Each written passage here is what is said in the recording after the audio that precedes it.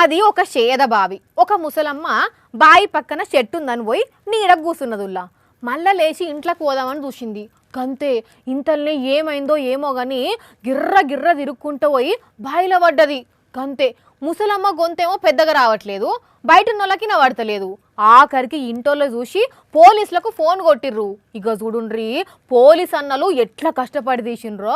అయ్యా ముసలమ్మ బతికిపోయింది, దెబ్బలకి ఇట్లా ఏం దాకలేదులే.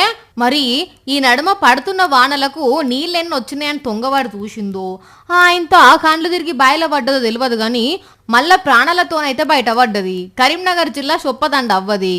ఎన్నంటే ఏంది అవ్వకు ఇంకా భూమి మీద నూకలు ఉన్నాయి గాని మళ్ళోసారి బావి దిక్కు నడవకు, తొంగవాడి చూడకు, సరేనా అవ్వా?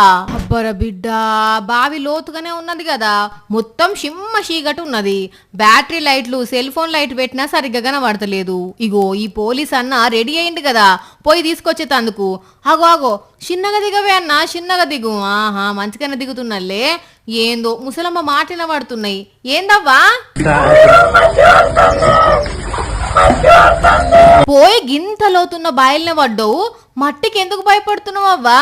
జర ఆగు అన్న వస్తున్నాడు గాని. అగో తాడు గట్టానే గట్టి మళ్ళా పోలీస్ అన్న పైకి రానే వచ్చిండు పో. ఇక పైకి లాగండ్రే అన్నలు. అయ్యా ముసలమ్మ బతికిపోయింది, దెబ్బలకి ఇట్లా ఏం దాకలేదులే. మరి ఈ నడుమ పడుతున్న వానలకు నీళ్ళెన్ని వచ్చినాయని తొంగవాడు చూసిందో ఆయనతో కండ్లు తిరిగి బాయిలో పడ్డదో తెలియదు గాని మళ్ళా ప్రాణాలతోనైతే బయట పడ్డది. కరీంనగర్ జిల్లా చొప్పదండ అవ్వది. ఎన్నంటే ఏంది అవ్వకు ఇంకా భూమి మీద నూకలు ఉన్నాయి గాని మళ్ళోసారి బావి దిక్కు నడవకు, తొంగవాడి చూడకు, సరేనా అవ్వా?